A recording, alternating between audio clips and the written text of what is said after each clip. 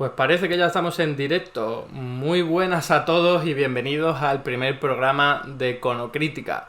Espero que todas las cuestiones técnicas vayan bien, sonido, audio, porque es el primer programa y hemos probado mucho en esta aplicación que yo apenas conozco y espero que vaya todo bien. Por lo que me decís aquí, se oye bien, ¿vale? Gracias, TV de Zurda. Va todo bien, dice Wisdom 1, muy bien. Buenas tardes, buenas tardes a todos. Veo aquí muchos conocidos y de verdad que me alegro que me acompañéis aquí en un día como hoy, que es el primer programa. Vamos a ver cómo evoluciona porque no hemos hecho nada parecido en ningún momento. Quizás yo he hecho en mi canal de YouTube algunos directos, pero desde luego esto es diferente o pretenderemos que así sea, ¿no? Os comento un poco el objetivo de...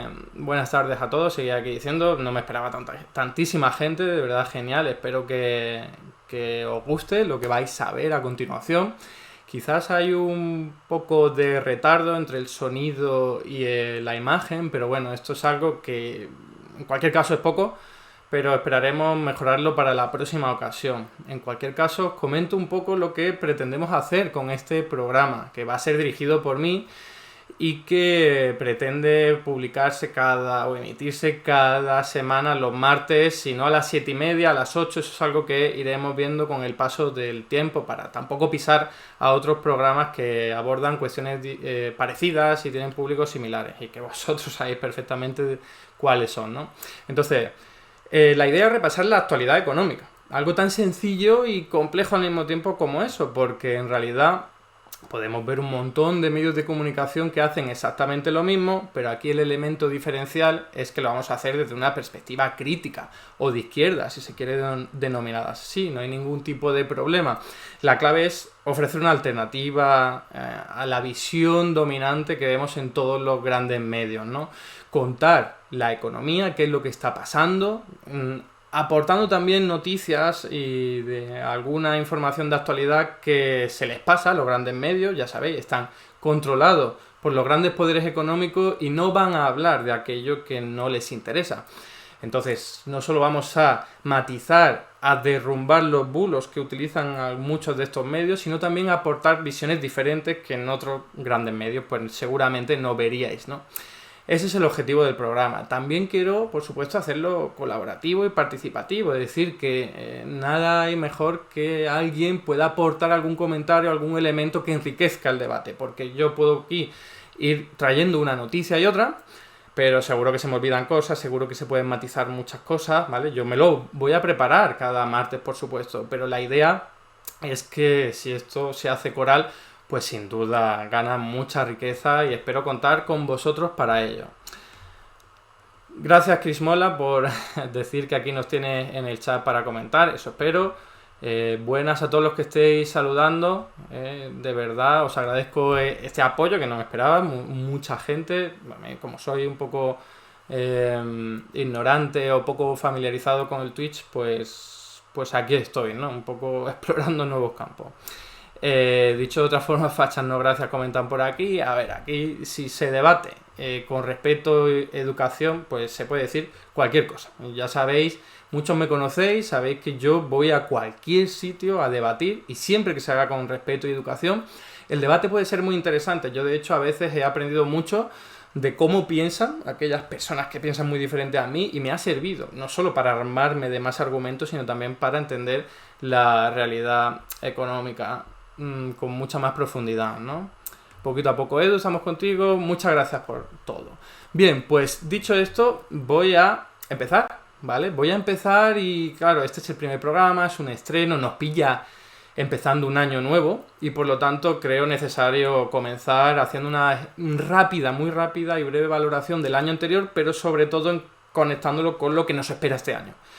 Este año va a ser muy diferente a los anteriores sin ninguna duda. Por supuesto, ni que decir tiene que el futuro no se conoce, que no sabemos lo que nos espera, pero hoy, a día de hoy, podemos decir que no va a estar tan movidito en términos económicos como los años anteriores. Esto no es algo difícil de decir, porque recordad que en el año 2020 y el año 2021 tuvimos una pandemia histórica que paralizó la economía de todos los países del planeta, y en el año 2022, cuando esto ya estaba cayendo o suavizándose, sufrimos una guerra en suelo europeo que distorsionó muchos canales de comercio y de producción, y que además se ha acompañado con una espiral de precios muy relacionada con la guerra, pero no solo, que ha puesto todos los países patas arriba en términos económicos como poco, ¿no? Aquí, por supuesto, me refiero casi exclusivamente a la economía, porque este año 2023 es protagonista en términos políticos, ¿no? Muchas elecciones autonómicas, municipales, incluso estatales, pero en términos económicos es probable que no sea tan movidito como los anteriores, porque fueron muy moviditos, ¿no? Y en cualquier caso, siempre que se hable de movimiento en economía, malo. Así que si no vamos a hablar de que va a ser un año movidito, eso en principio es una buena noticia. ¿Cuáles son los principales desafíos que esperamos ver a nivel internacional y a nivel nacional? A nivel internacional lo que vamos a ver es una reducción de la inflación. No quiere decir esto que vayamos a ver caer los precios de los productos, sino que van a crecer a un menor ritmo, exceptuando el caso de los alimentos, donde sobre todo los problemas del cambio climático, que cada vez se empuja con más fuerza y de lo que tan poco se habla en los grandes medios de comunicación, nos van a dar muchos, desgraciadamente, catástrofes naturales, desastres naturales que van a elevar el precio sobre todo de los productos de alimentación, que son los más vinculados con el clima, ¿no? Y aparte de eso, también la guerra de Ucrania sigue distorsionando muchos mercados de alimentación sobre todo, pero no solo. Y por lo tanto vamos a ver cómo la inflación que remita a nivel internacional en la mayoría de los productos es muy probable que en el caso de los alimentos no ocurra. Fijaos, aquí os traigo la primera noticia, que sería, bueno, noticia, esto es casi un informe. La mayor parte de las noticias que voy a traer aquí son del diario.es, donde se realiza un trabajo estupendo y muy laborioso, sin ninguna duda. Todavía le faltan muchos más recursos, pero desde luego han logrado una infraestructura bastante buena para cubrir al menos las noticias de economía, que es lo que más sigo, ¿no? Entonces, fijaos, hay muchas amenazas, va a haber muchas amenazas en el año 2023 que van a tensionar los precios de los alimentos, puede que todavía más. Así que en términos económicos, tanto a nivel internacional como a nivel nacional, la primera o una de las preocupaciones más importantes va a ser contener el precio de los alimentos. Ya hemos visto que a principios de este año pues se han acometido unas políticas que hablo ahora del país, ¿no?, de España, para contener el incremento de los precios de los alimentos. Y en este caso, pues algo que comentaremos a continuación, pero esto no ha hecho más que empezar, probablemente y desgraciadamente. Es decir, las autoridades públicas se van a tener que arremangar para poder meterle mano a este asunto, ya que si dejas que las fuerzas del mercado operen por sí solas o con muy poca regulación, pues los precios se van a disparar. Fijaos, os comento casi una anécdota que comparto con mis amigos cercanos, ¿no? Es una pregunta, que es lo que les hago. ¿Os imagináis por dónde estaría el precio del agua potable si estuviese regido por los mismos mecanismos que se rige el precio de la luz? Porque estamos sufriendo una de las sequías más importantes de los últimos años. Los embalses están muy vacíos, en parte por la crisis energética, donde las grandes empresas eléctricas han aprovechado ese momento para, ya sabéis, ¿no?, soltar agua, generar energía, y lo que hacían era vaciar los embalses, con lo cual tenemos los embalses muy vacíos, tenemos un problema de sequía, aunque recientemente esté mejorando la cosa, porque es lo que toca por la época, ¿no? Pero en cualquier caso, ¿os imagináis cómo estaría el precio del agua? Algo de lo que apenas se habla, porque más o menos nos sale barato, si se rigiese por las fuerzas del mercado. Si se rigiese por la misma fuerza que dominan el precio de la electricidad, estaríamos viendo dramas. Pero afortunadamente el agua potable es algo muy regulado también en los precios. Y eso es algo que se pide y que poco a poco se va avanzando en ello con el tema de la energía, y ahora en este año probablemente con el tema de los alimentos, ¿no? Bueno, veo aquí que seguís hablando, que es una gran pregunta. Gracias, Chris, de verdad. el cambio climático afectará a las cosechas y si afecta a las cosechas subirán los precios, pues básicamente es lo que os venía a decir, ¿no? El principal desafío que muchos expertos en ecología ya vienen señalando, que es precisamente lo que ocurre en la actualidad.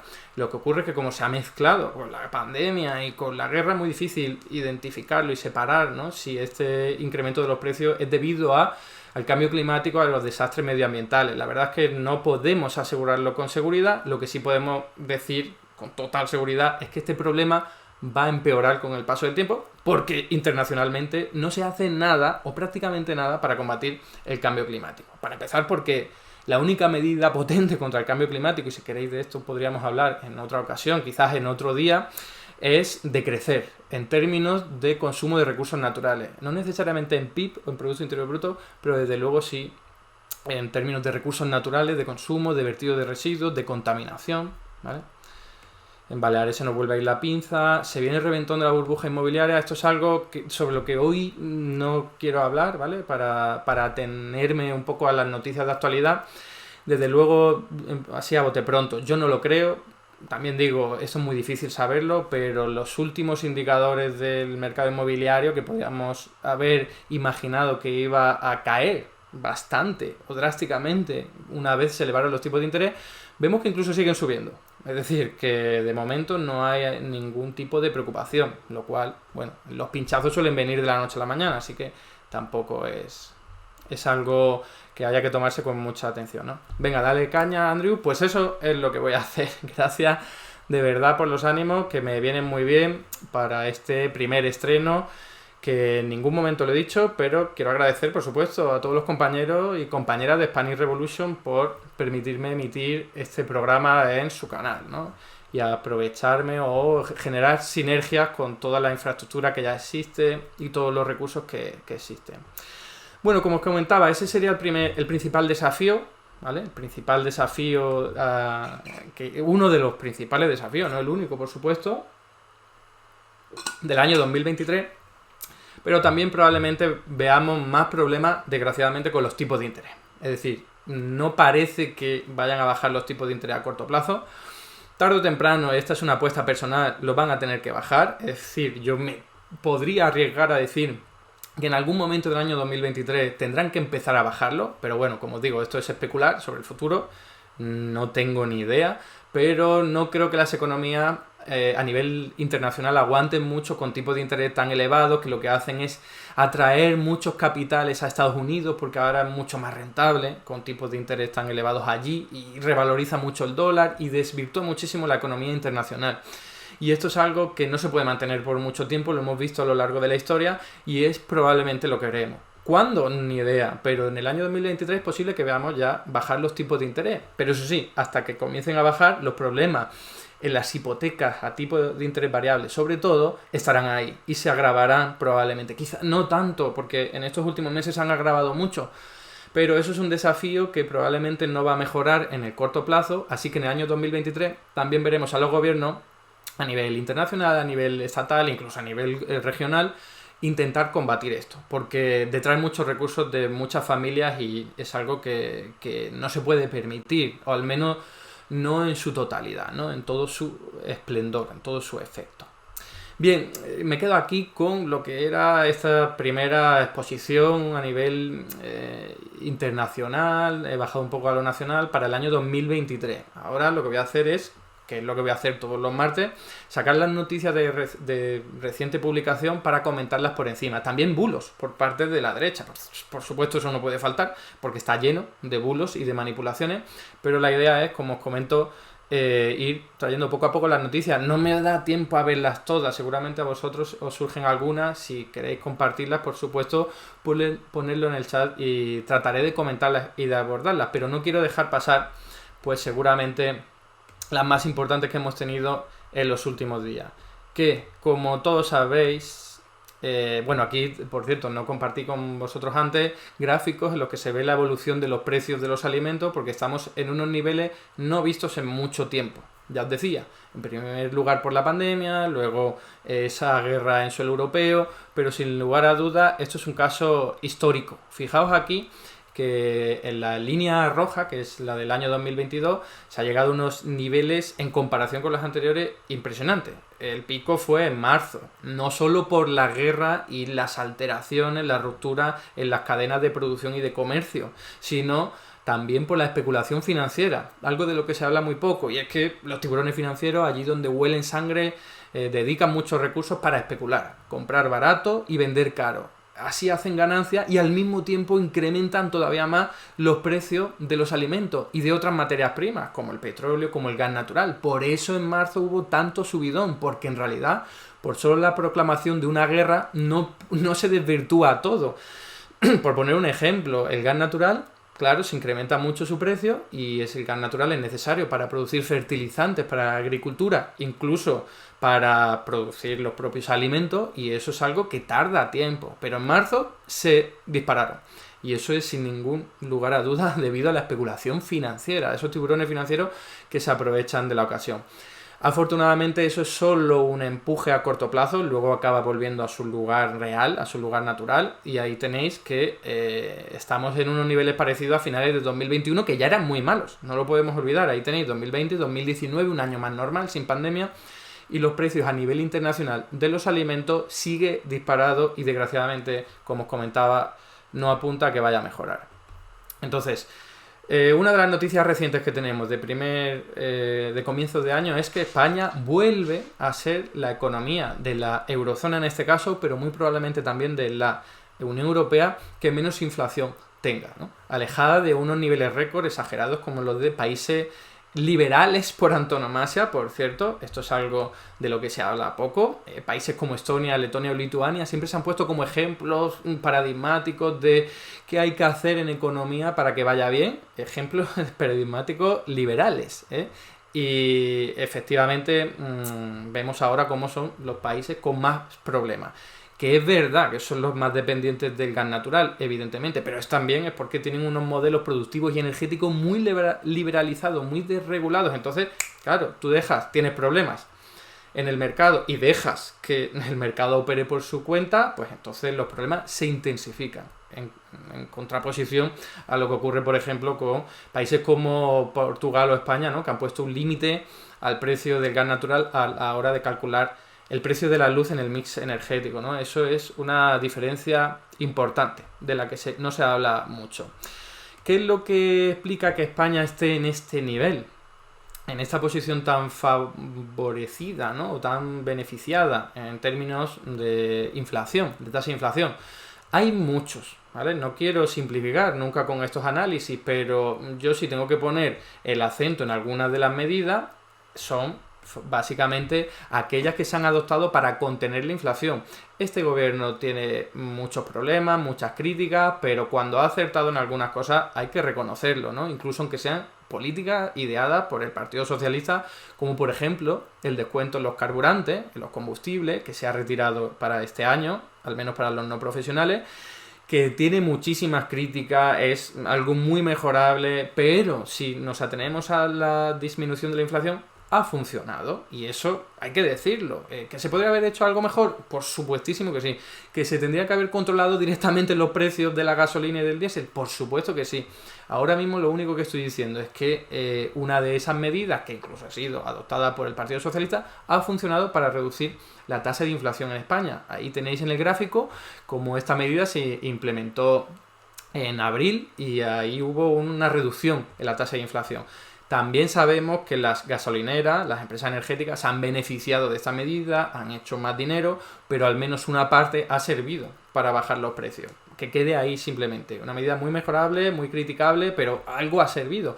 Lo que sí ha servido de verdad para reducir los precios, y lo veis ahí en el gráfico también, es en julio la reducción del IVA de la luz, que luego fue seguido por la reducción del IVA del gas natural. Eso ha venido bien para reducir la inflación, para contenerla, y sobre todo, y ahí lo podéis ver, y esto sí es una medida inequívocamente positiva, al menos desde mi punto de vista, son los descuentos en el transporte público. En el mes de septiembre, como podéis ver ahí, fue la reducción más importante en términos de tasa de inflación. Claro, si el precio de los transportes se te reduce tanto que incluso es gratuito en algunos casos, en algunos ámbitos, pues entonces la inflación, como os podéis imaginar, pues se reduce muchísimo.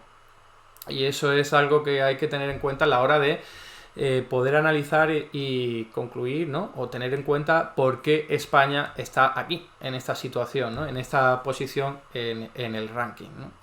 Hay más, ¿eh? Ya os digo yo que hay más, por supuesto. Por ejemplo, en España, como hemos tenido una inflación muy elevada, justo hace un año fuimos el primer país en sufrir una inflación elevada, pues ahora como la inflación se mide por tasas interanuales, es decir, que se compara la inflación de este mes con la inflación del mes anterior, como ya partíamos de un nivel, a ver si me puedo poner aquí para que me veáis mejor, como ya partíamos de un nivel alto, pues a la hora de hacer la comparación, pues es menor, ¿vale? Porque seguimos alto, pero no tan alto, o no hemos crecido tanto en tan poco tiempo.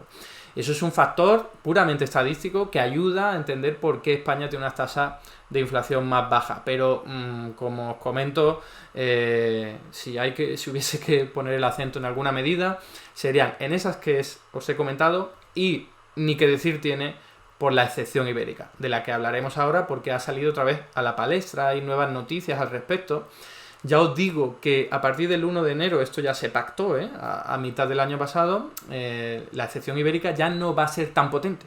Estaba pensado para 40 euros el megavatio hora durante los meses de 2022 en la que se estuviese aplicando, pero para 2023 hasta mayo va a ir aumentando ese tope. Es decir, ahora ya tenemos 45 euros megavatio hora, lo que significa que el precio del mecanismo ibérico que ha funcionado para reducir el precio de la luz, ahora veremos unos gráficos, en realidad ahora no va a funcionar tanto, porque así se pactó con la Comisión Europea, correlación de fuerzas entre el gobierno de Portugal y de España, pero eso es a lo que nos atenemos, cómo esta medida va a ir perdiendo fuerza, ¿vale? El mecanismo de la excepción ibérica va a ir perdiendo fuerza, ha sido muy positivo, y ya que lo he comentado voy a traer los gráficos y ahora comentamos un poco con lo que estáis trayendo en el chat, que sin lugar a duda veo cosas muy interesantes, pero no voy a poder abordarlas todas. Aquí os traigo simplemente un poco no sé, de sacar pecho, porque esto es algo que ya vaticiné yo a finales de verano, ¿no? Que la inflación en España iba a ser más baja, y a diferencia de los economistas neoliberales o convencionales que se equivocan en todas sus predicciones, pues al menos algunos que utilizamos herramientas económicas buenas acertamos, ¿no? Diciendo que, concluyendo claramente que la inflación en España no iba a ser tan alta. Es alta, es preocupante, hay que adoptar medidas, pero que no iba a ser tan alta, y en eso hemos acertado algunos, ¿no? Entonces, el gráfico que os quería traer no está aquí, bueno, lo traigo luego, que no quiero adelantarme. A ver, gracias Antonio por ese reconocimiento. A ver, buena pregunta la que hace Chichi Farolillo, ¿no? ¿Cómo estaríamos si hubiese estado el PP en pandemia?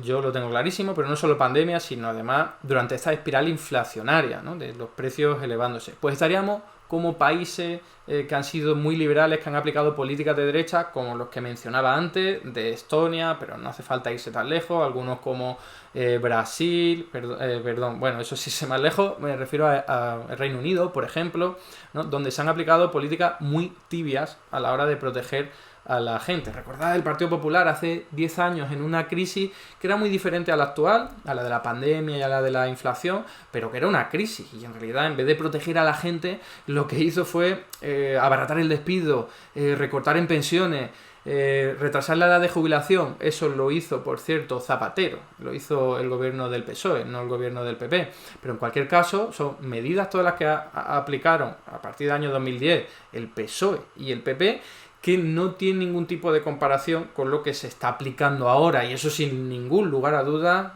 se debe a la correlación de fuerza y a la presión que está ejerciendo Unidas Podemos, sobre todo dentro del gobierno, ¿no? Si no, no veríamos algunas de estas medidas aplicarse que van a proteger a la gente, que tienen sus fallos, que son muy mejorables, por supuestísimo que sí, pero que si lo comparamos con las políticas aplicadas por el Partido Popular hace 10 años, es que, madre mía, menudo avance, es una cosa muy bestia, ¿no? A ver, ¿qué comentáis aquí? ¿Se te ve bien? ¿Es un buen encuadre? Me alegro. Creo que habéis comentado también. Bueno, esclavo al tiempo parcial, un gran nick, por cierto. Un gráfico interesante sería cotización de petróleo y precio de gasolina. Os traigo uno muy parecido a continuación, Pero desde luego eso es muy interesante porque vemos claramente cómo las grandes empresas energéticas se aprovechan, tienen poder de mercado y lo que hacen es, cuando aumentan los precios internacionales de los hidrocarburos, aumentan el precio de la gasolina, tienen esa excusa, pero cuando bajan los precios internacionales de esas materias primas, el precio de la gasolina tarda en bajar. Eso solo se explica por poder de mercado, es decir, grandes empresas que controlan buena parte del mercado y pueden poner los precios que quieran y nadie les va a toser. Por cierto, otra cosa de la que no se habla nunca, espero traer muchas noticias en este programa al respecto, y es que estas empresas son muy sancionadas, repetidamente sancionadas por vulnerar la competencia, por violar la legislación. Pero ¿qué pasa? Que esas sanciones son tan bajas, son unas multas tan pequeñas, que a estas empresas les sigue beneficiando, ¿no? Les sigue compensando realizar ese tipo de violación de la legislación, y en esas estamos, ¿no? Bueno, aquí Mick comenta que se va a ir yendo ya, que verá el resto en diferido. Efectivamente, ya sabéis todo, pues si alguien no lo sabe, que esto luego se subirá para poder verlo en cualquier momento y en cualquier posición. Ya sabéis que afortunadamente esta aplicación da muchas facilidades para verlo casi como un podcast, ¿no? Escucharlo como un podcast, ¿no? Bueno, de quizás es máquina, gracias, máquina eres tú, de verdad, me alegro. Aquí comentáis que no hay soluciones neoliberales a los problemas actuales, porque la solidaridad es fundamental en un mundo interconectado. Efectivamente, y esto lo vemos muy claro, si ya no lo veíamos claro con los problemas de la globalización, con la deslocalización productiva, lo vemos clarísimamente con los problemas medioambientales, ¿no? Aquí comenta Marta indignada que ha sufrido o sufrió la crisis del año 2008 como autónoma a la quiebra y no se lo quiere ni imaginar. Efectivamente, o sea, yo creo que todos aquellos... Hay gente muy joven aquí en esta aplicación, lo sé, pero la gente que tenemos recuerdo de la crisis de hace 10 años, cuando hacemos la comparación es que nos echamos a temblar y suspiramos, ¿no? Suspiramos por tener un gobierno que es medianamente de izquierda, porque todos sabemos que el PSOE tira mucho al centro, si no a la derecha, y es muy difícil convencerlos para hacer políticas de izquierda, pero es que si lo comparas con lo que hizo el Partido Popular, Rajoy, pues de verdad esto es una maravilla, ¿no?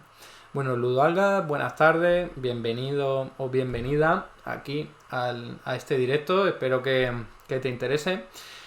Y bueno, aquí comentáis, por cierto, Juan Román realiza una pregunta más o menos interesante: ¿qué porcentaje del IVA es gestionado por las autonomías? En realidad el IVA es un impuesto estatal, es decidido y establecido y regulado por la administración pública estatal, el gobierno central, así que no tienen competencias las comunidades autónomas. Donde tienen competencias, las comunidades es en impuestos como el IRPF, el impuesto de patrimonio, donde son impuestos que, aunque sean estatales, tienen competencia cedida. Bueno, vamos a continuar. Hay muchísimas noticias que quiero traer y comentar, pero la idea es que el directo tampoco sea muy largo, y además es que este es el primer programa, entonces estamos comenzando año, vienen muchas noticias, pero si alguna nos da tiempo no hay ningún problema. Para eso hay más días, hay más martes. La idea, como os comentaba, es informarse a través de este programa de lo que está ocurriendo en la economía a nivel internacional, pero también sobre todo nacional, con la idea de si alguien nos viene a decir algo sobre economía, que sepamos qué es lo que está ocurriendo, cómo responderle, si hay manipulaciones, si hay bulos, si hay argumentos que se les puede refutar. Y esa es la idea, ¿no? Eso es lo que tienen que hacer muchos medios de comunicación, pero desgraciadamente ni hay recursos ni hay propiedad de estos grandes medios. Entonces tenemos que recurrir a proyectos como este. Espero lograr ese objetivo, el de que la gente poco a poco vaya acudiendo a este programa cada martes o cuando pueda verlo en diferido, con la idea de actualizar sus conocimientos de la realidad económica y poder tener argumentos para enfrentarse en cualquier debate al cuñado de turno, a la persona de derecha de turno, ¿vale? Porque hay mucho que hacer. Es una batalla cultural y en la esfera económica también hay que darla, y sobre todo, desde mi punto de vista, hay que darla aquí. Porque desgraciadamente no tenemos muchos medios ni muchos recursos con los que plantar cara a los economistas convencionales, que tienen demasiado, tienen todo a su favor, y entonces estamos casi a contracorriente. Es complicadísimo, ¿no? Bueno, como os decía, hay más noticias que quería traer y gráficos. Aquí tenéis otro. Me encantan los gráficos. Espero que si alguien está viendo esto como una forma de podcast, de audio, pues pueda recurrir a ellos en algún momento para verlo. La mayoría de los gráficos, por cierto, son del diario.es, que hace unos gráficos maravillosos, tengo que decirlo y reconocerlo. Y en este caso se ve cómo esa medida que yo he puesto en valor porque sirvió para reducir algo la inflación, también tiene una parte negativa tremenda y yo me alegro de que la hayan eliminado. Hay gente que no, ¿vale? Hay gente que se ha beneficiado de ese descuento en los combustibles, la gasolina y en el diésel. Pero fijaos que los principales beneficiados, no es ninguna sorpresa, pero ya tenemos informes y datos para poder concluirlo y sostenerlo con firmeza, es que han sido las grandes rentas, es decir, las familias más acaudaladas. Ahí lo podéis ver, a medida que te vas desplazando hacia abajo en el gráfico, ves la renta de la gente, o sea, ves a la población con más renta, y son los que han sido los más beneficiados, los que se han aprovechado más de la medida. ¿Por qué? Pues porque son también los que tienen más vehículos, ¿vale? Porque son también quienes consumen más gasolina por ocio, por ejemplo, no solo por transporte. Entonces, no quiero meterme en el detalle, en el análisis detallado, pero para que veáis que esta medida no era la más apropiada ni muchísimo menos, pero sí que, como os comentaba antes, logró o sirvió para reducir un poco la inflación. Vamos con una de las noticias más importantes de este año, que no ha tenido mucho recorrido, pero es muy importante porque se ha reducido el IVA, que no se había hecho nunca, al mínimo posible en los alimentos básicos, en una categoría de alimentos básicos, como ya todos sabéis. No me quiero detener en el detalle de la medida porque ya lo conocéis, lo que quiero hablar es de las conclusiones. Aquí tenéis una, todo el mundo se la podía imaginar, ¿no? Vale, se reduce el IVA para comprar alimentos básicos como el pan. Bien, pero ¿eso qué implica? Bueno, en primer lugar hay que tener en cuenta que el IVA es un impuesto que recae sobre el consumidor. Lo que ocurre es que institucionalmente está regulado para que sean las empresas vendedoras quienes lo paguen a las arcas públicas, ¿no? El consumidor paga una cantidad y de una parte de esa cantidad, al final es el vendedor el que se lo acaba trasladando a las arcas públicas. No es el consumidor el que directamente lo paga al Estado. Esto es algo que ocurre en casi todos los países del mundo, es una forma bastante eficiente de recaudar el IVA. Entonces, una preocupación clarísima era: bien, ¿y si el empresario no reduce el precio de su producto? Porque podría hacerlo, ¿no? Incluso podría aumentarlo y seguir con esa dinámica, ¿no? Esa es la principal crítica a esta medida de reducir el IVA de los alimentos frescos, o básicos, perdón, con la idea de a ver si reducen el precio.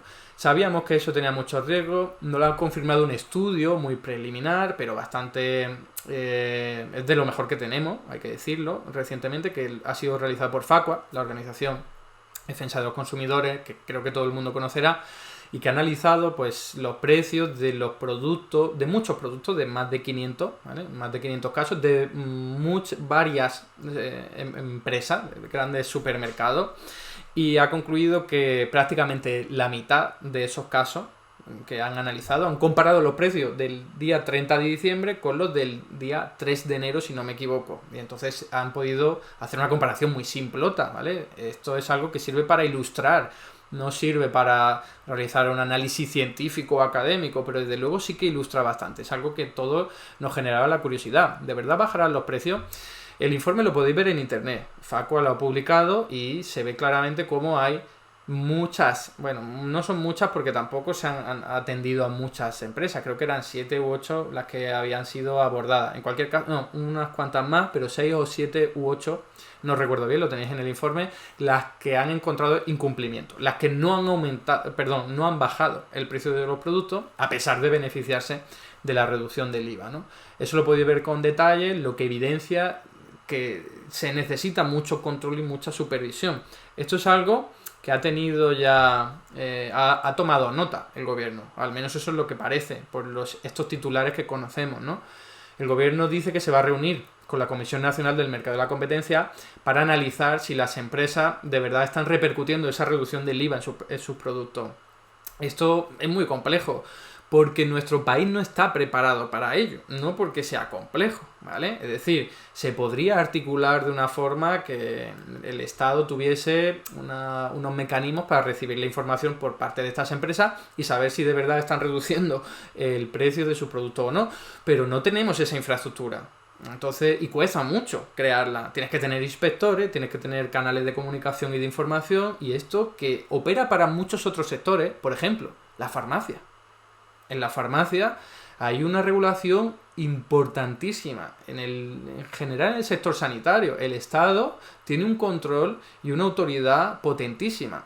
Así que si se puede hacer para productos sanitarios, sobre todo fármacos, porque son muy importantes, también se puede hacer para los productos básicos de alimentación, que son incluso más importantes o al menos igual de importantes. Esto es algo que es importante poner de relieve porque a veces nos dicen, es muy difícil controlarlo. A ver, si se quiere se puede. Lo que pasa es que hay que dedicar tiempo, recursos y medios, y es algo que se requiere tiempo en nuestro país y casi ningún país capitalista pues lo hace. Pero, capitalista reciente, pero... Tenéis un vídeo en mi canal de YouTube, aquí aprovecho, no sé, para hacer spam de mis propios vídeos, en el que muestro varias experiencias de países capitalistas totalmente, como Estados Unidos o Reino Unido, donde controlaron directamente los precios por parte de esas autoridades públicas.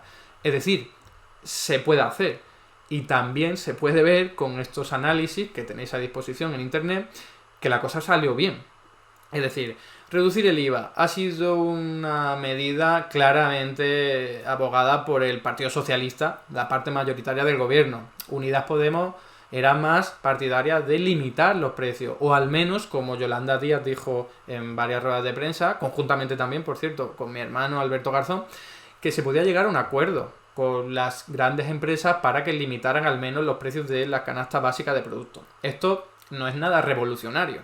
De hecho, países como Japón, muy capitalista, lo hace, ¿vale? Es un modelo de capitalismo diferente, que es, voy a tratar de llevarme bien con las empresas, voy a darle ayuda por un lado, voy a darle ayudas por otro, ¿vale? Con la idea de que las empresas sean coherentes con la estrategia política. Esto se podría hacer, pero también se podrían limitar los precios de los productos, ¿vale? Y entonces, si no se hace, como digo, falta de voluntad política, se podría hacer.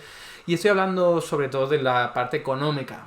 Yo de leyes, pues no entiendo mucho. Entonces no puedo decir si esto de verdad sería violar las leyes comunitarias. Muy probablemente. Pero también os digo que si hay voluntad, se pueden violar las leyes y no pasa nada. El Banco Central Europeo ha violado sus estatutos en muchas ocasiones en los últimos años y no ha pasado nada. La Unión Europea, la Comisión Europea también. Y hay estados que también las violan, sus legislaciones, o al menos las matizan y le buscan tres pies al gato, ¿no? Es decir, que si se quiere, se puede. Otra cuestión es esas limitaciones, esos impedimentos que te puedes encontrar, ¿no? Vamos a ver, aquí, gracias Enjoy the Silence por poner el enlace. Espero que os pueda funcionar. Ahí veis el informe. La verdad que yo no recuerdo cuáles eran los supermercados que más habían violado pues esta medida, pero si no recuerdo mal eran Carrefour y Día, ¿eh? Ahí tenéis para ver por si alguno de estos supermercados pilla cerca y lo podéis evitar, o al menos tener esa información para poder decidir lo que queráis hacer, ¿no? Bueno, al final, al final, al capital salvaje, comenta Caca Deluxe, hay que domarlo, y al final lleva a que haya que controlar los precios porque siempre quieren maximizar su beneficio y les importa un bledo al consumidor.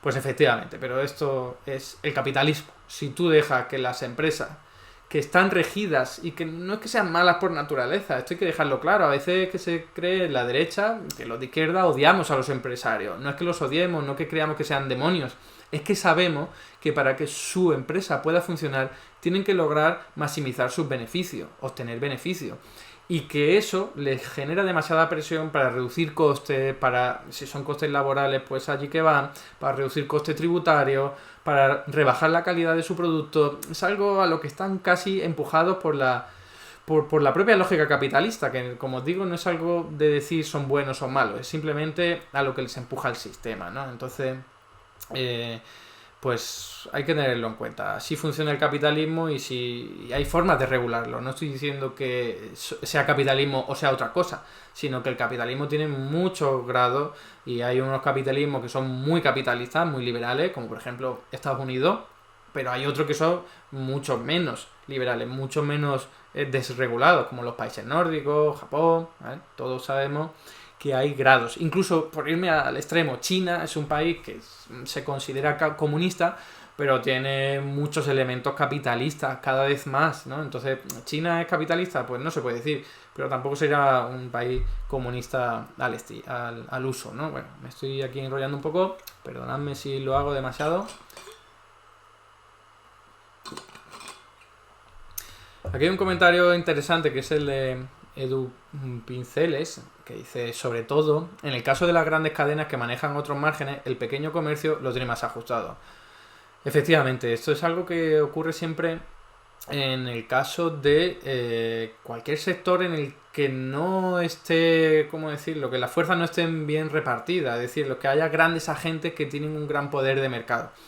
Y en el sector de la alimentación ocurre, porque al final el productor y el intermediario, pues casi que si no pueden colocar su producto en las grandes superficies, que son las que se llevan la mayor parte del pastel, pues entonces no pueden hacer beneficio, no pueden hacer negocio. Así que se quedan en una posición de debilidad cuando no son ellas mismas, porque claro, hay intermediarios también que son las grandes plataformas de las grandes superficies. Pero desde luego está en una posición, sobre todo los minoritarios, los productores minoritarios, muy delicada. Y eso es algo también difícil de gestionar, ¿no? Bueno, se comenta que los inversores necesitan crecimiento infinito por parte de esclavos al tiempo parcial. Hay que decir que sí, que eso sería una consecuencia lógica o clara de la economía capitalista. Comentan Yoka o Hoka que hay que intentar comprar en el pequeño comercio. Bueno, siempre que se pueda hacer, desde luego ayuda, viene bien. Yo también digo siempre que es preferible que las ayudas vengan por parte de arriba, de las autoridades públicas, porque son quienes más pueden ayudar. Nosotros desde la posición del consumidor podemos hacer cosas y es bueno que las hagamos, pero si no nos ayudan desde arriba es muy complicado, ¿no? Bueno, bueno, aquí hay un comentario de Kings Lizard, vaya nombre os ponéis, madre mía, es lo que pasa por 40 años de dictadura y otros tantos de falsa democracia. Menos mal que está Podemos. Bueno, que está Podemos, vale, entiendo. No os olvidéis las tildes, que si no me resulta difícil leerlo. Fijaos que esto sería para un análisis más profundo, pero es que los problemas que tenemos de oligopolio y de redistribución de la renta tienen mucho que ver con la dictadura que sufrimos en 40 años y la mala transición democrática que experimentó nuestro país. Porque si no, ¿cómo es posible que España, que es un país bastante más rico que muchos del sudeste europeo o del este de Europa, tenga estructuralmente mucho más desempleo, mucha más desigualdad? No cabe en la cabeza de nadie. ¿Cómo es posible? Insisto, España es más rica, bastante más rica que muchos de estos países. Y sin embargo, tenemos tasas de desigualdad superiores y unas tasas de paro estructuralmente muy altas. ¿Por qué? Solo se explica por cuestiones de poder. Cuestiones que vienen inherentes a la propia institución que hemos sufrido con la dictadura y luego con la transición. No se puede explicar de otra forma. Bueno, voy a continuar porque quedan algunas noticias interesantes para analizar o para abordar. Por ejemplo, tenemos aquí, hemos hablado ya de la excepción ibérica y os traigo pues lo nuevo que hemos conocido, ¿no? Que es que el gobierno pedirá a Bruselas ampliar la excepción ibérica al menos hasta final de 2024, ¿vale? Esto no es una medida, sino que simplemente el gobierno español va a pedir a Bruselas que amplíe la excepción ibérica. ¿Por qué? Porque a día de hoy está pensado para que acabe en mayo y está teniendo muy buenos resultados. Esto es algo que en un primer momento no lo parecía, porque se estrenó en el peor momento la excepción ibérica. Vuelvo a lo mismo de antes. No soy ningún fan de la excepción ibérica. Creo que se debería haber hecho una cosa radicalmente diferente. Creo que la excepción ibérica es un parche. Creo que no soluciona realmente nada, y sobre todo porque es temporal. Pero en cualquier caso, hay que reconocer que sí ha servido para tener un ahorro energético en el precio de la luz.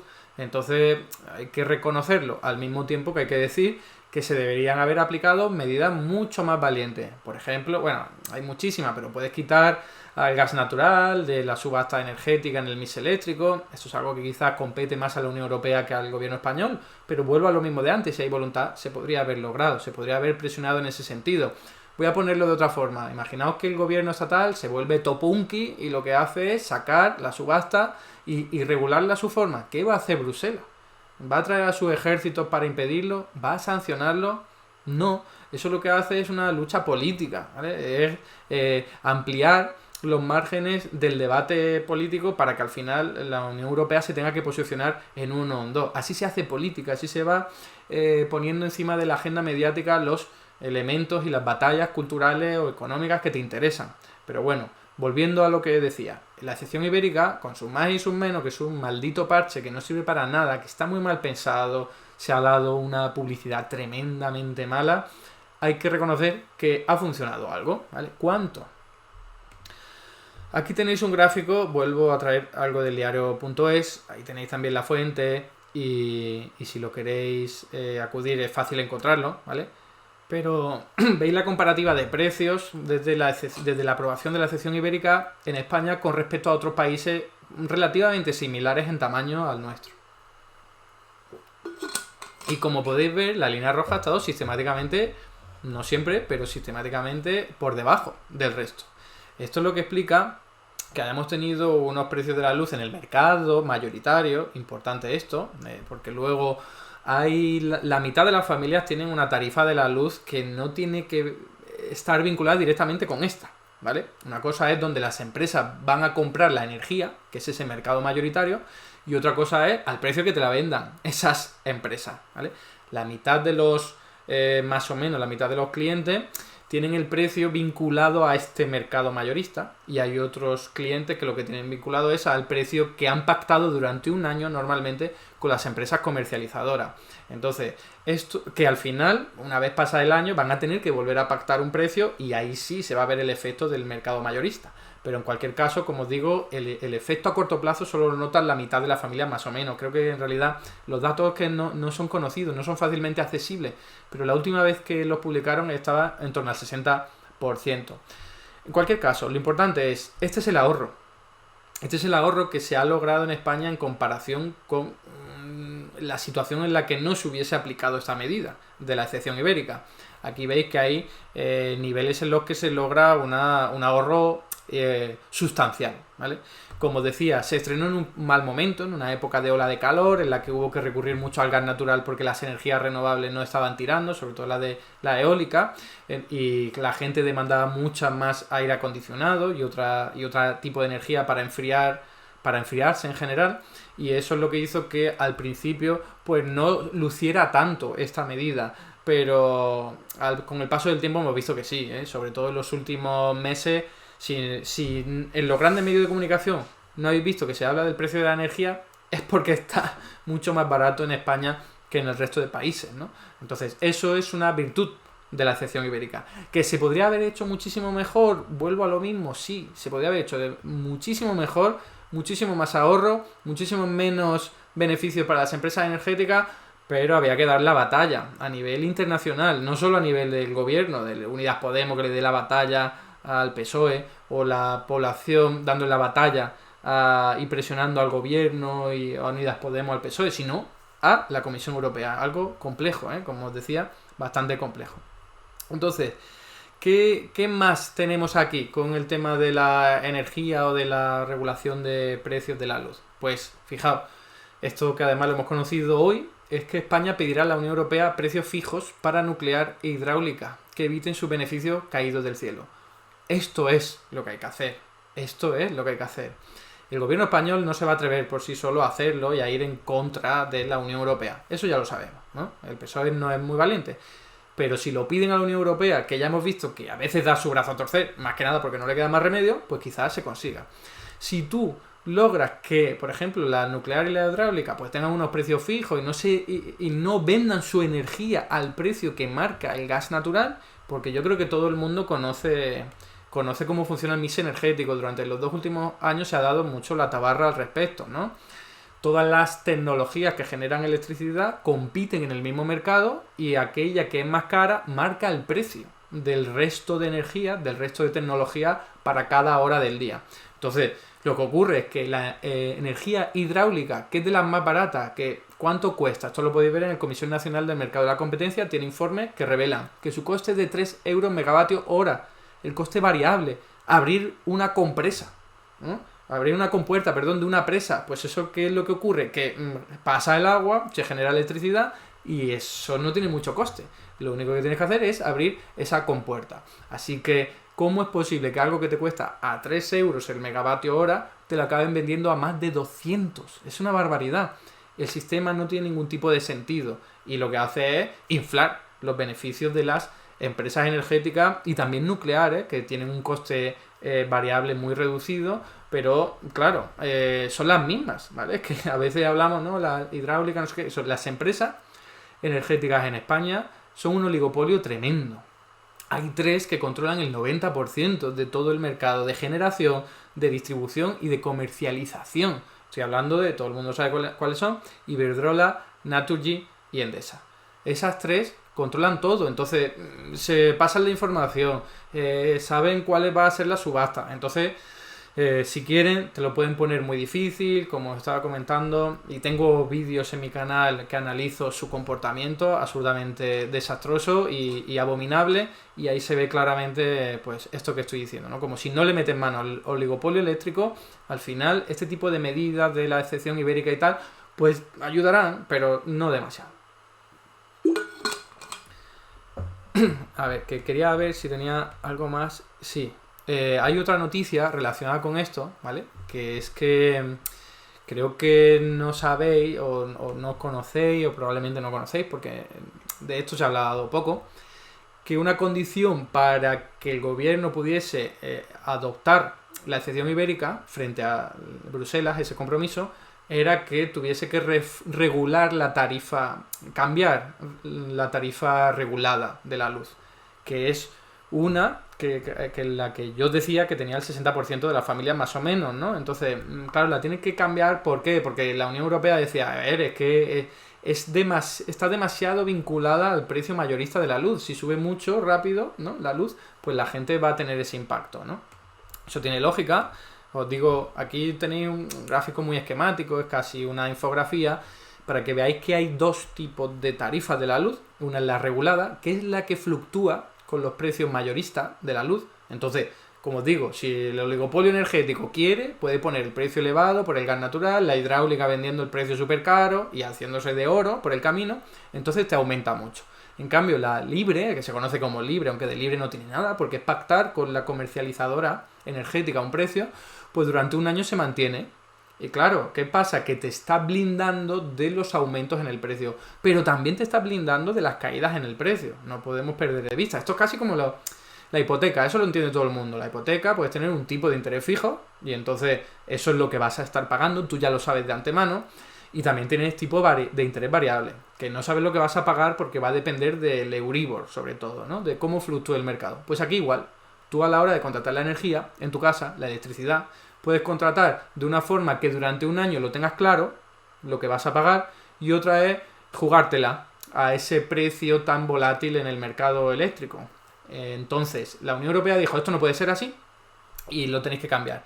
¿Qué pasa? Que el gobierno lo está retrasando esa reforma.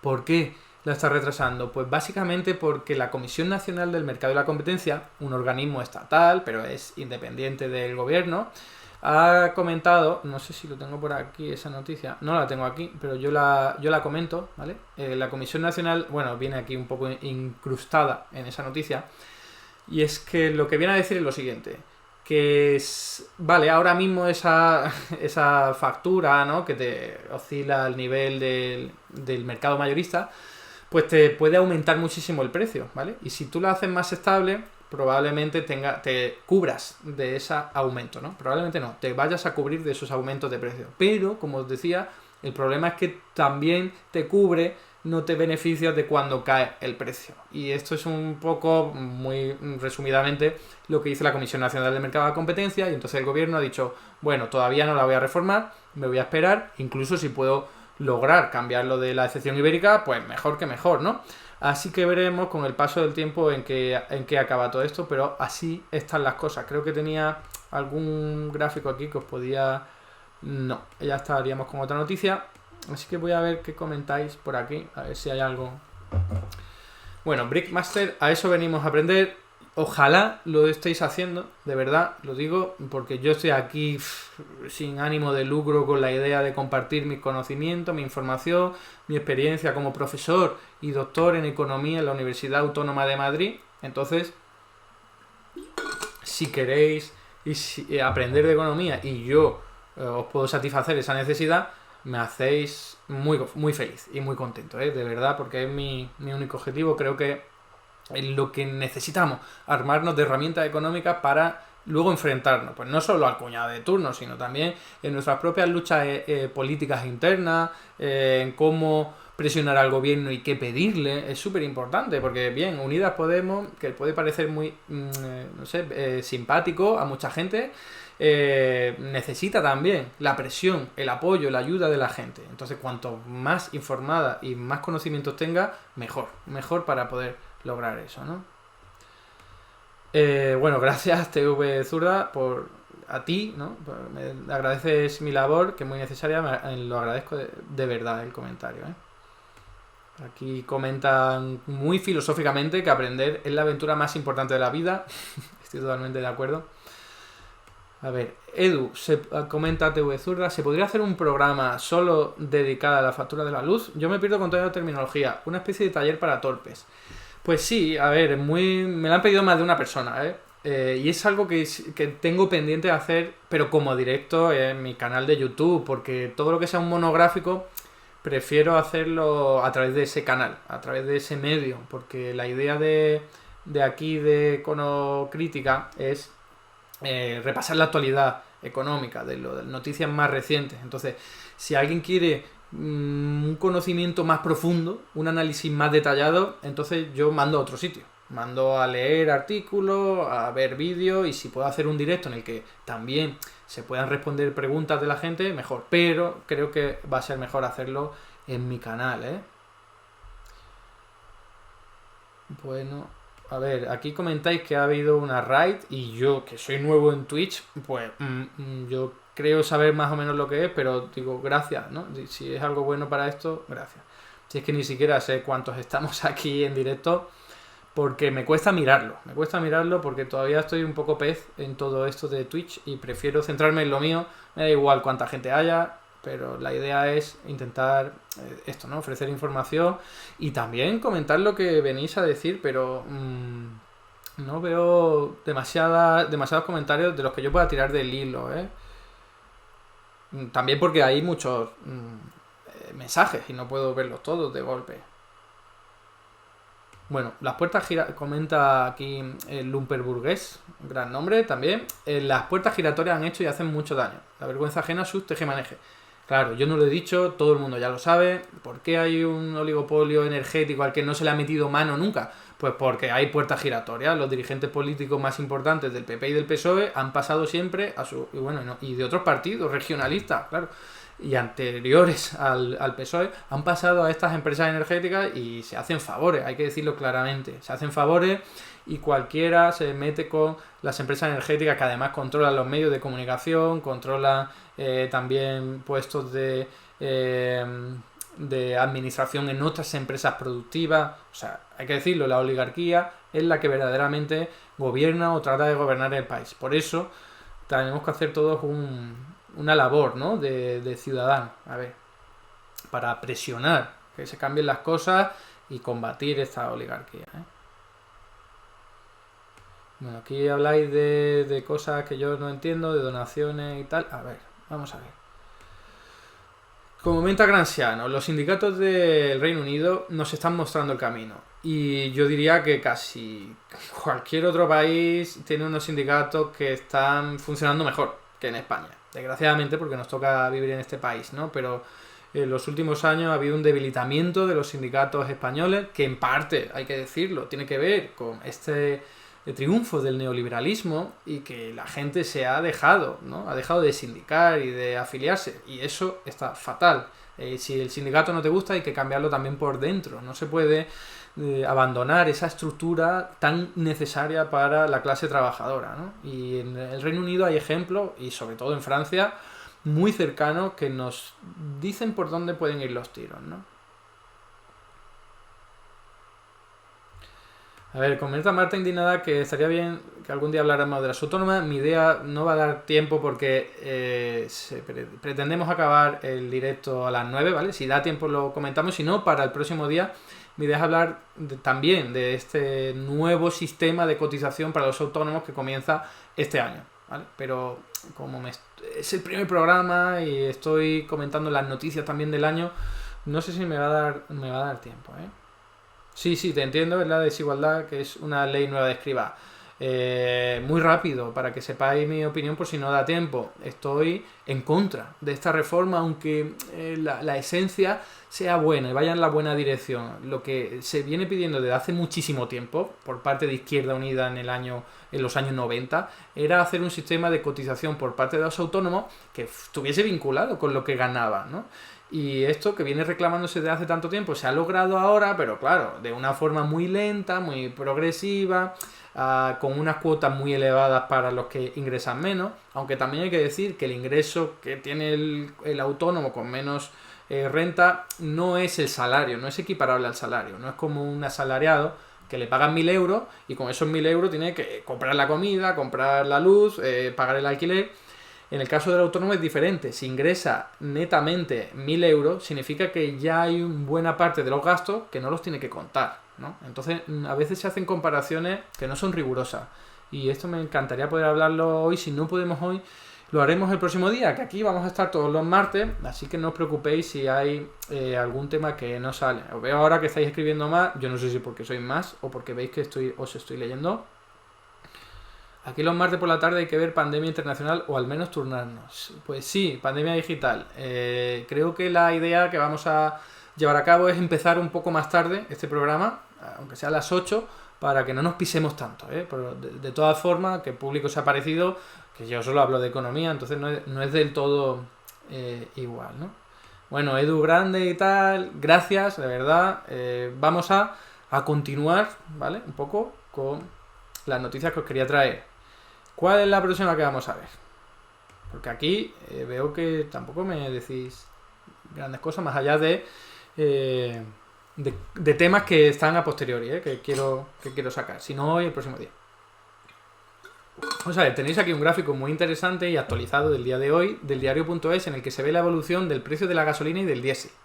Es un promedio de toda la gasolinera y podéis ver cómo estamos todavía muy mal en comparación con antes de la guerra de Ucrania, ¿vale? Todavía seguimos por encima. Ahí podéis ver que iba aumentando diciembre, enero, febrero, marzo, pero marzo se dispara y aunque en los últimos meses la tendencia haya sido descendente, todavía estamos en una mala situación y esto es algo que veremos a ver cómo evoluciona el próximo año. No está claro que vaya a ir a peor, tampoco a mejor, pero desde luego a peor no está claro porque ha habido una reestructuración a nivel internacional. Los grandes productores del petróleo se han preparado para sacar petróleo a punta pala. No todo el que tienen todavía, porque claro, quieren controlar los precios, pero desde luego se está reorientando todos estos flujos comerciales y productivos. Claro, si antes le comprabas a Rusia y ahora tienes que comprar a Estados Unidos gas licuado en vez de gas natural, básico como siempre, y es más caro, pues los precios aumentan. Si además compras a India, que India le está comprando el hidrocarburo a Rusia, pues también los precios son más elevados de lo que eran antes, ¿no? Y esto no sabemos si va a volver a su nivel anterior. Los ecologistas nos avisan de que no, ¿vale? No lo sabemos, a corto plazo no lo sabemos, a medio plazo y largo plazo está clarísimo porque el petróleo es un recurso finito. Entonces, por lógica, esto un niño de 7 años, por decir una edad, lo puede entender, ¿no? Si hay un recurso finito, no se puede pretender que siga utilizándose indefinidamente, ¿no? Y su precio va a aumentar a medida que sea cada vez más escaso. Por cierto, aquí hay un gráfico que yo no sé si habéis visto alguna vez, para que veáis que hay diferencias entre las propias provincias españolas, ¿no? Porque a veces se nos habla siempre, la economía es como, yo qué sé, el análisis de la demanda y de la oferta, pero luego en realidad lo que nos encontramos es que eso no funciona así, que en cada provincia, porque si no veríamos precios muy similares en cada provincia, pero no, hay diferencias importantes y tiene que ver sin ningún lugar a dudas con la estructura de los oligopolios energéticos, ¿no? No es lo mismo una zona como Madrid, muy densamente poblada, que una zona como Teruel, que si hay una gasolinera en no sé cuántos metros cuadrados tienes que dar suerte y no puedes escoger un competidor, por poner un ejemplo básico, ¿no? Bien, empezamos ahora con la última parte, ¿vale?, que os quería traer, que era hablar de empleo, porque eso también está ahora en boga, se han salido nuevas noticias, hay muchísimas noticias, yo tengo aquí para aburrir, pero no va a dar tiempo a hablar de todas, las dejaré para el próximo día, los próximos días sí veo conveniente, sí, veo que no han perdido relevancia o actualidad. Pero de empleo hay que hablar un poquito, y lo podríamos vincular también con el sistema de cotización de autónomos, aunque ya he hablado un poquitín, de esto hablaremos más, pero bueno, aquí tenéis el empleo, a pesar de todo lo que se nos viene diciendo a lo largo de 2021 y también 2022, sobre todo 2022, no va peor, ¿vale? Va mejor, sorprendentemente, incluso para los más optimistas.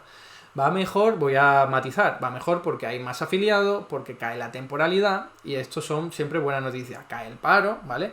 Y esto lograrlo en un momento en el que hay una espiral inflacionaria, una guerra en suelo europeo, cuando todavía hay consecuencias de la pandemia, pues no se lo esperaba nadie, ni Yolanda Díaz, ni los más optimistas esperaban esto.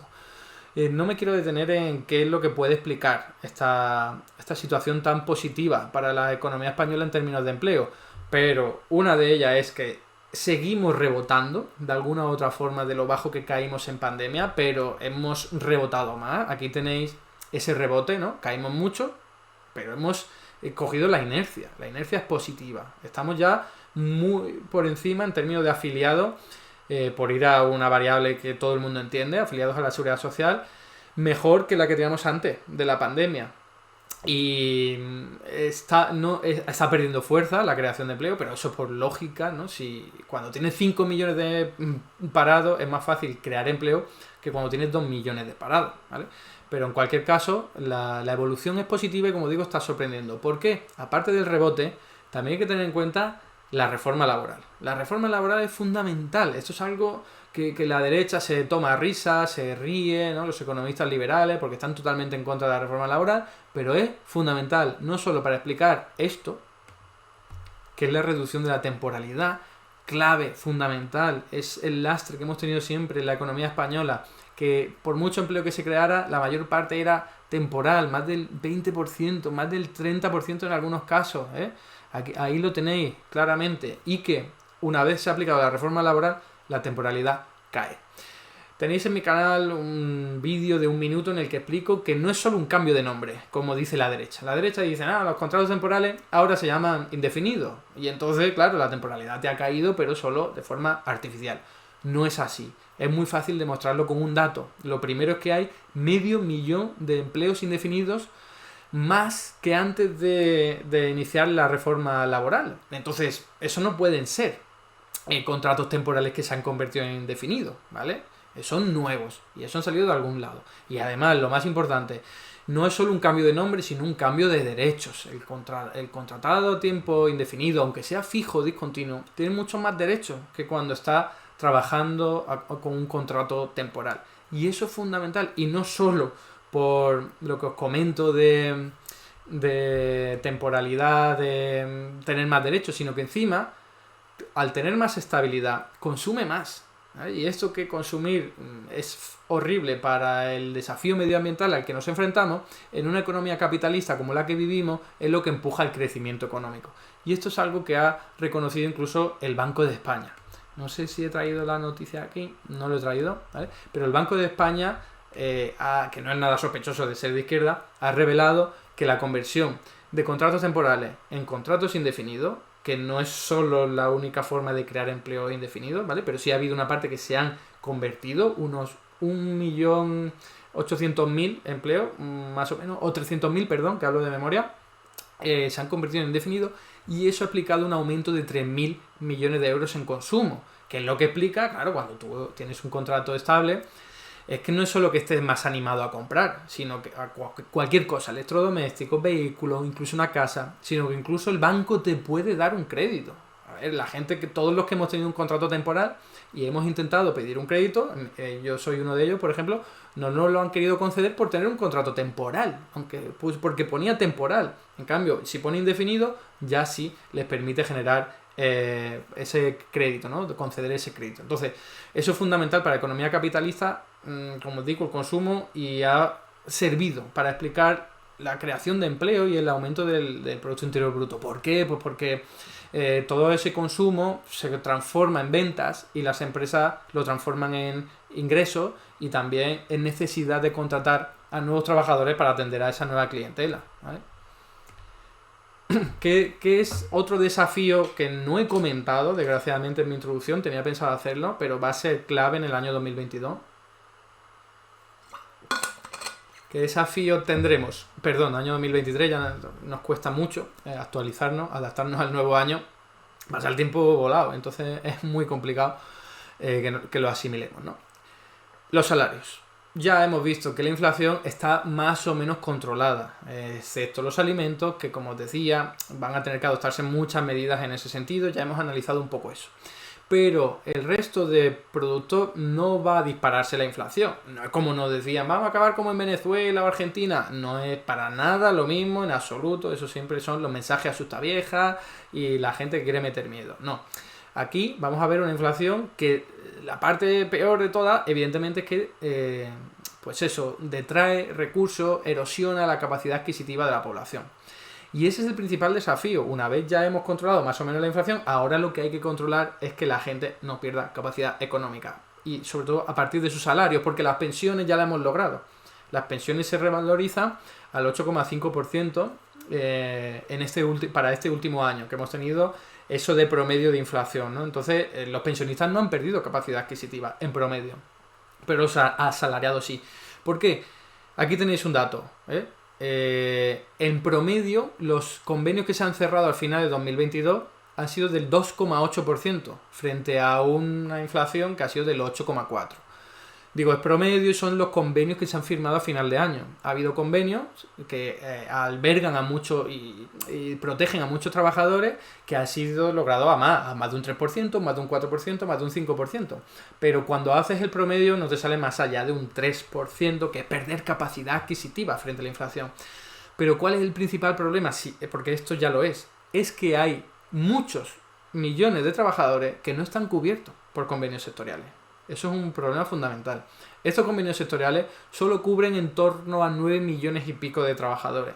Hay muchos trabajadores que no están cubiertos por convenio y a los que a lo mejor no se les ha aumentado absolutamente nada el salario. Probablemente aquí en el chat haya desgraciadamente porque no le han aumentado el salario, no porque esté aquí, personas a las que no se le ha aumentado el salario apenas, ¿no? Entonces eso es un problema. Eso es algo que tiene que abordar el gobierno con decisión o le va a salir caro en las próximas elecciones, ¿no?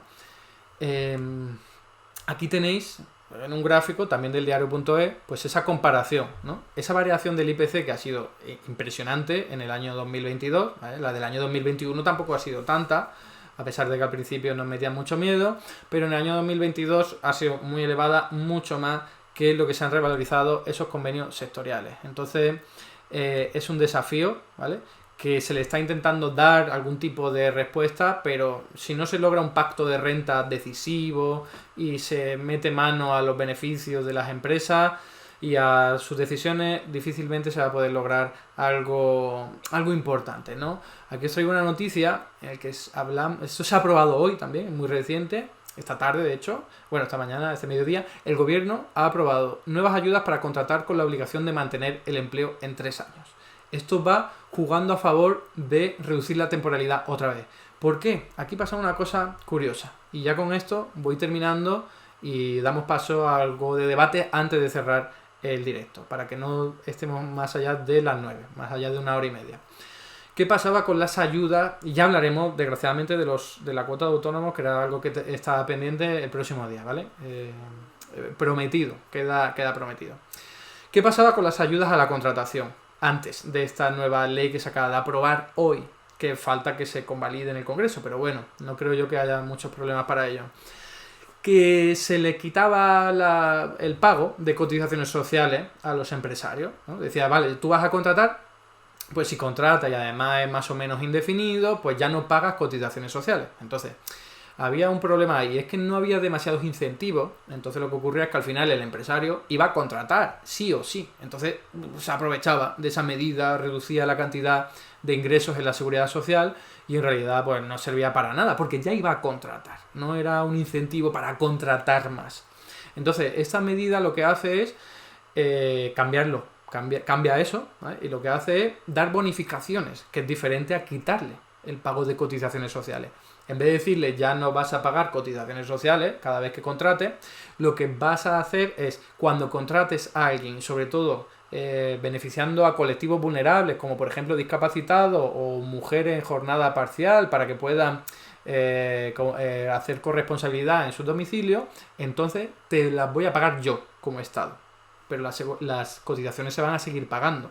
Con lo cual la seguridad social va a seguir ingresando su dinero, ¿vale? Esto está pensado para que no haya tanto desfase en la seguridad social y sobre todo para dar mejores incentivos a los empresarios, para que contraten porque vayan a contratar más, no porque, pues como os decía, ¿no? Pues voy a contratar sí o sí, pues ya me beneficio de esto. No, aquí se hace un poco más pensando en solo si vas a contratar de más y solo si lo vas a mantener durante 3 años. En el momento en el que no lo tengas ni 3 años, tienes que devolver todas las bonificaciones, ¿no? Entonces va por aquí esta ley que, como os digo, se ha aprobado hoy, poco conocido y lo traigo casi en primicia, ¿vale? Entonces, voy a ver qué estáis comentando por aquí para ya ir dando finalización a este directo que, como os digo, espero que haya sido lo más pedagógico posible y entretenido, habida cuenta de lo que estamos hablando, ¿no? Que la economía siempre es algo árido, aunque nos afecta en nuestras vidas personales, pues hablar de economía siempre nos cuesta, ¿no?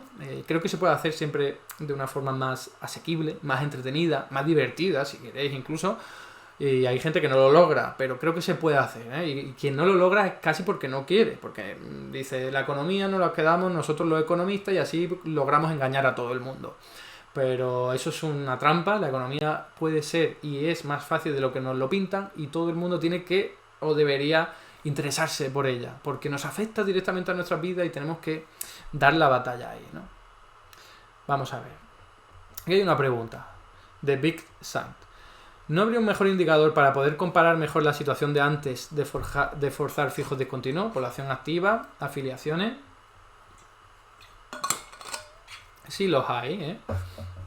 A ver, depende de en qué te quieras fijar, pero si quieres hablar de empleo solo, tienes horas de trabajo semanales, ¿no? En las horas de trabajo semanal se puede ver cuál es el trabajo que está realizando de verdad una persona, en general la economía española. No te quedas con hay un empleo más, porque es verdad, hay fijos de continuo que trabajan pocos meses al año. Entonces, si te quieres fijar en la cantidad de producción, entonces no te sirve mucho.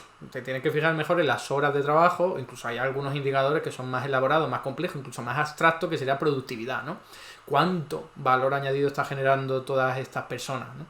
Pero si te quieres fijar en los derechos, que yo creo que es la clave, yo creo que lo interesante, lo ventajoso de haber transformado contratos temporales en indefinidos, aunque sean fijos discontinuos, es que está la gente más protegida. Y sabemos que la reforma laboral del año 2022 no fue perfecta ni muchísimo menos. Tuvo muchas cosas que se quedaron en el tintero, como mayor protección, por ejemplo, por indemnización por el despido improcedente. Pero eso no se pudo lograr por la correlación de fuerza, el PSOE se negó en rotundo, ¿vale? Entonces, eso hay que decirlo, fue el PSOE. Y claro, hay cosas malas, pero también hay cosas buenas. Las cosas buenas es que todas estas personas que ahora tienen un contrato indefinido, aunque sea fijo discontinuo, tienen más derechos. Y eso se puede ver mirando la legislación. Así de sencillo, ese es el mejor indicador, es el que a mí me gusta mandar a la gente. Es decir, fíjate en la legislación. Algunos me vienen a decir, bueno, es que también se está haciendo fraude laboral. Ninguna duda. O sea, yo no lo he visto. Sí lo veía con la legislación anterior, en algunos casos. Pero todavía aquí yo no lo he visto, pero seguro que hay, porque el empresario español, como le gusta comentar a mis compañeros de Labor Spain Blog, de Labor Social, un blog muy bueno que os recomiendo, por cierto, para entender y aprender de derechos laborales. Si tenéis algún conflicto en vuestro centro de trabajo, por favor, id a ver ese blog. Es todo por escrito, pero de verdad que merece la pena. Pues los empresarios españoles lo que hacen es aprovecharse cada vez que pueden para deteriorar las condiciones laborales, para obtener más beneficios. Entonces, siempre que lo puedan hacer, lo van a hacer. Pero también hay que decir que este gobierno, gracias al empuje de la ministra Yolanda Díaz y del propio Ministerio de Trabajo, se están realizando muchas más inspecciones de trabajo, muchas más que nunca, y se están detectando esos casos, identificando y sancionando. Y eso es fundamental porque antes se hacía la vista gorda, y hay que decirlo así de claro, antes se hacía la vista gorda. Yo he llegado a ver contratos en el Servicio Público de Empleo Estatal, el antiguo INEM, que estaban en blanco a la hora de poder justificar por qué hacían un contrato temporal. La legislación te obliga a justificarlo. ¿Por qué? Pues lo ponían en blanco. ¿Por qué? Pues porque se creían indemnes, impugnes, y lo sabían que lo eran, sabían que no lo iban a perseguir porque al gobierno de turno lo que le interesaba era maquillar las cifras del paro, no tanto los derechos laborales, ¿no? A ver, ¿qué más hay por aquí? A ver, perdón, no podrás compartir esa gráfica, estamos negociando convenio y me puede venir guay. Gracias de antemano.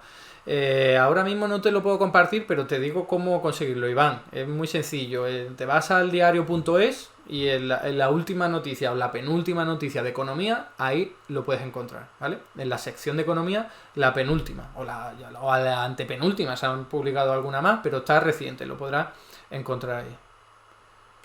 Bueno, comenta Nurio que a ella o a él no se lo pueden subir porque está en paro. Y esto es algo de lo que no hemos hablado, desgraciadamente, pero ese será el principal problema, sigue siendo, de la economía española, y es algo que ayudaría a reducir el paro directamente a través de la contratación pública. Yo tengo mucho escrito al respecto, pero eso es lo que más ayudaría a reducir también la precariedad en el mercado laboral en el segmento inferior, ¿eh? Entonces es algo sobre lo que espero que podamos hablar con más detenimiento en otro momento, y también espero, Nuri, que cambie tu situación si así lo quieres pronto, ¿no? A ver, alguno por aquí. Bueno, Jadomán, gracias a ti por tu comentario, que te da alegría verme por aquí, pues me alegro mucho, de verdad, pero mira, aquí TV Zurda ha puesto el enlace al diario, ¿vale? A la sección de economía para que puedas encontrar ese gráfico.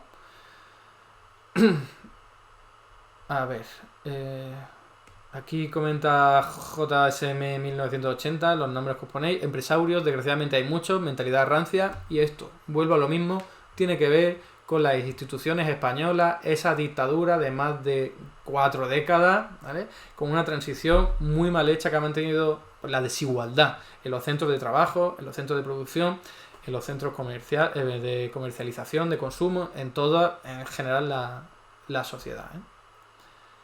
A ver, a TV Zurda le encanta la palabra empresarios, a mí también, no es mía, como digo, de los compañeros del Labor Social. A ver, algo que comentéis de lo que pueda tirar del hilo, o alguna pregunta, para terminar ya, ¿eh? Si queréis, como os digo, mejor no hablar de otros temas porque no da tiempo, estamos escasos en este primer programa, pero en el próximo ya veréis que sí en los próximos tendremos más tiempo. A ver, aquí se habla de totalmente de acuerdo, pero no sé si es a lo que he comentado, me alegro. Aquí otra gráfica, a ver, aquí hay un comentario que llama a la movilización para que se indique a la gente, efectivamente hay que movilizarse, es la única forma de mejorar nuestros derechos, de mejorar nuestra situación, aunque no nos guste el sindicato, ¿vale? Es que esto no es lo mismo que la política, no me gusta el gobierno, el partido político, no lo voto, no, es que aquí hay que movilizarse en nuestro propio centro de trabajo y para mejorar nuestras condiciones. ¿Alguna pregunta que yo no sé si es pues retórica o qué? ¿Enterraremos a Thatcher y Reagan definitivamente? Espero que sí, pero va a depender de nosotros, no se van a desterrar ellos solos porque la derecha está muy fuerte, aunque no lo he comentado, pero en argumentos económicos no está tan fuerte. Últimamente los indicadores macroeconómicos benefician más o menos la gestión del gobierno y la derecha española no tiene fácil atacarle, ¿eh? Y por eso se inventan tantos bulos, se inventan tantas cosas rarísimas para tirar, porque antes con la pandemia era fácil que atacaran al gobierno, pero había muertes y eso siempre es muy delicado y muy sensible, fácil de llamar a los corazones de la gente, y luego con la inflación desbocada, España el peor país de Europa, pues también, ¿no? Pero ahora lo tienen más complicado, ¿eh? Bueno, TV Zura, vamos a ir terminando ya, de verdad no veo aquí veo aquí algún enlace para saber el incremento salarial en la Unión Europea. A ver, como os digo, hay varias formas de hacerlo. La mejor para esto que has comentado es Eurostat. Eurostat es la oficina de estadística de la Comisión Europea. Tiene datos muy chulos, muy fácilmente asequibles. Escribiendo Eurostat en cualquier buscador lo podréis encontrar.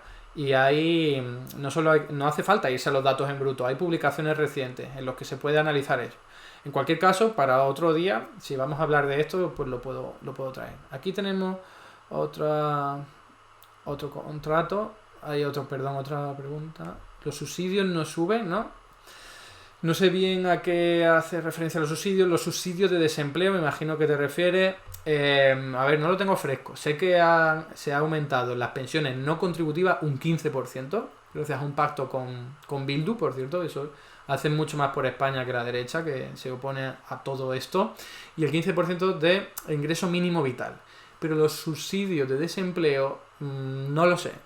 ¿Habrán subido? Claro que sí, al menos lo que manda la propia ley, que no será la revalorización del IPC, pero seguramente al nivel del IPREM, y eso tendría que mirarlo, ¿eh? Ahí no lo sé.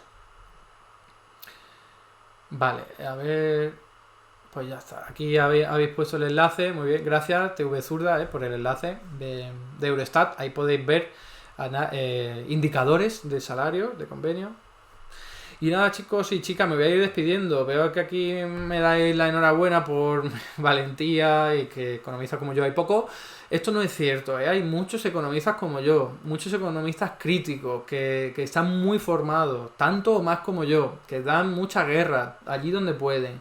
¿Cuál es el problema? Que son menos conocidos. Yo por H o por B, también por tener el hermano que tengo, he tenido más posibilidades de darme a conocer. Pero hay economistas muy buenos y espero que algún día os pueda presentar alguno, trayéndolo aquí en alguna entrevista o algo, o dándoos directamente los enlaces para que podáis seguirlos, porque de verdad que os digo que hay muchos economistas críticos, otras cosas que sean conocidos, ¿no? Gran programa, Eduardo, comenta Iván. Muchas gracias a ti, Iván, de verdad, he hecho lo mejor que lo he podido, lo más pedagógico que he podido, de verdad, espero haberos sido útil. Y también gracias por decírmelo, el feedback es fundamental, porque nos anima, ¿no? Nos anima aquí a seguir, también a saber si hay cosas que mejorar. Si hay cosas que mejorar, decirlo. Creo que los problemas técnicos los mejoraremos para el próximo día, y si no, para el siguiente. Pero en términos de contenido podéis también hacer críticas constructivas. Eso es bienvenido siempre, para saber cómo podemos mejorarlo. Explicas bien, informas, interactúas, esto está bien. Gracias, Butoscore, gracias, me alegro por tu comentario y tu reconocimiento.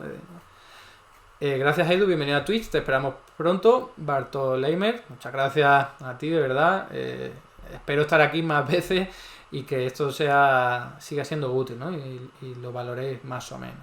Gracias, compañero Garzón, por atreverte, se necesitan esta iniciativa. Gracias a vosotros por estar ahí, porque si no estuvieses ahí, pues esto no tendría sentido. Y gracias también por todos los comentarios y todo el cariño que me estáis dando, que veo que es mucho, ¿eh? No, creo que no merezco tanto, lo digo en serio. Gracias, Eduardo, buen trabajo. Uretano, qué bien. Gracias, de verdad, me alegra mucho, lo que me estáis comentando. Gracias, Eduardo, muy dinámico y instructivo. Gracias, de verdad, de corazón. Y aquí se dice que se echa de menos los feos con rayos. Pues sí, hasta yo lo echo de menos, porque como os digo, no solo se genera polémica, sino que se llega a aprender. Pero bueno, últimamente no está muy por la labor de tener debates elegantes, vamos a decirlo así.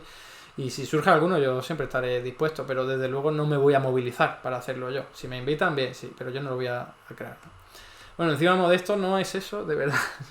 Qué gran programa, Edu, muchas gracias, de verdad, gracias, lo vamos a dejar aquí porque ya hemos tenido bastante, han quedado cosas en el tintero, espero traerlas para el próximo día, junto con las nuevas noticias que vayamos viendo de actualidad económica.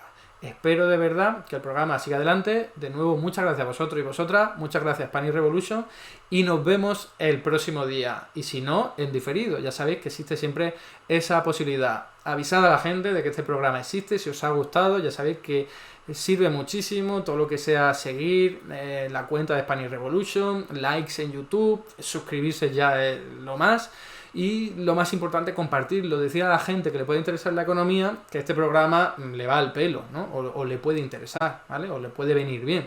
Todo eso será muy de agradecer. Y nada, lo dicho, de verdad, un placer y nos vemos en la próxima.